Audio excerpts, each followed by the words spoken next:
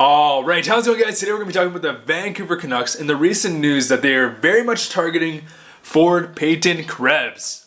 So Peyton Krebs is a very complete center slash winger. He has a very good skating, a very good vision, and overall he's just a great two-way forward who has a lot of upside. He's a very intriguing and interesting prospect because if you guys didn't know, and I'm sure you've heard of this, is he played on a horrible Kootenay Ice team this year, and Peyton Krebs just had no support. He had no offensive support, and even with that being said, he still put up over a point per game. So with that being said, perhaps if Peyton Krebs had actual support on the wings, had actual support, around him, perhaps he could be, a top 5 pick with better point production. Peyton Krebs is just a fantastic leader.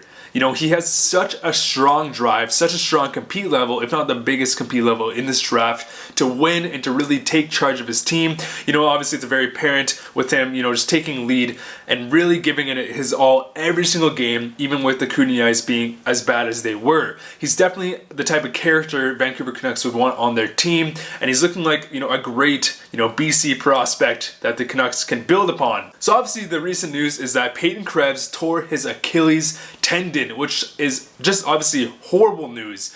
You never want to hear a prospect do that, especially 2 weeks before the draft, when their whole entire careers have been building up to this moment. And there's a lot of speculation that perhaps Peyton Krebs is going to drop because of this. And in my opinion, he's not going to. Peyton Krebs has a lot of amazing attributes, leadership, skating, everything. He has everything. And again, if he was on a better team, perhaps he could have even been a top 5 pick. This Achilles tendon, it actually was not even a full tear, it was a partial tear.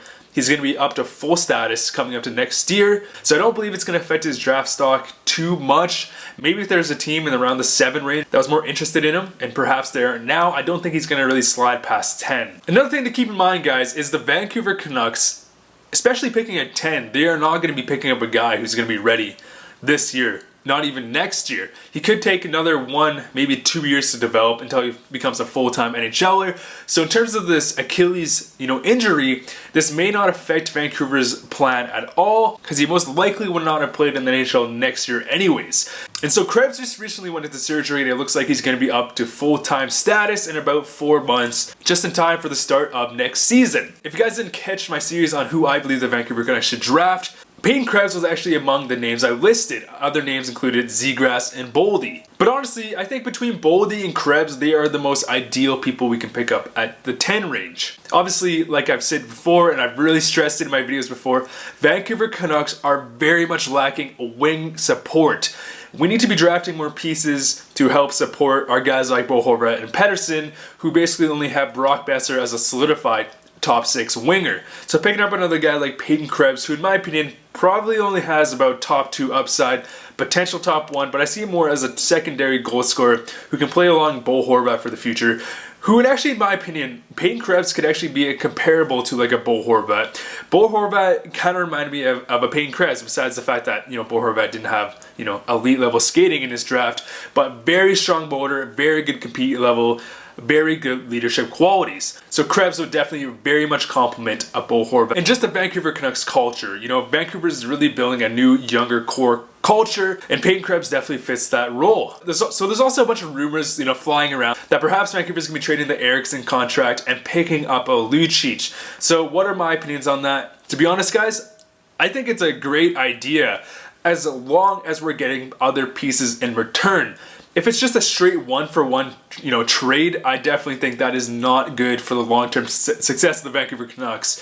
Because however Eriksson's, his point production has very much gone downhill, he still does have some decent defensive qualities. Whereas Lucic, both his offensive and defensive play has really gone downhill.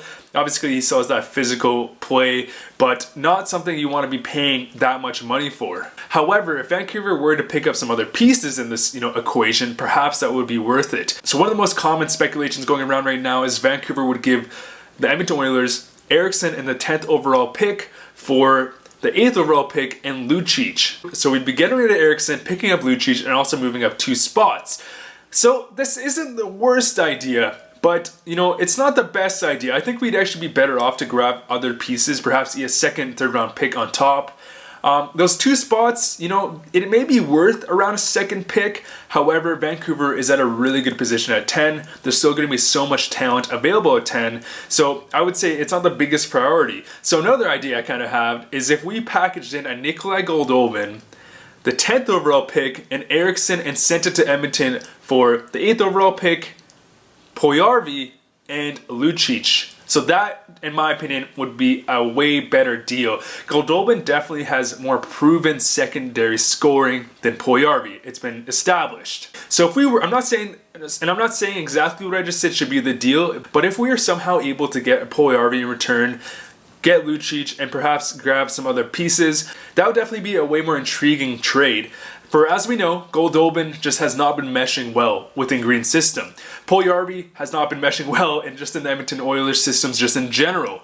It could definitely be a great place to take a risk on the Vancouver side to pick up a Puljujarvi who could still be that dominant top 6 forward that he was projected to be. Now, I'm not saying the 10th, you know, Goldobin, Eriksson is what it's going to take to get him, but something along those lines would be interesting.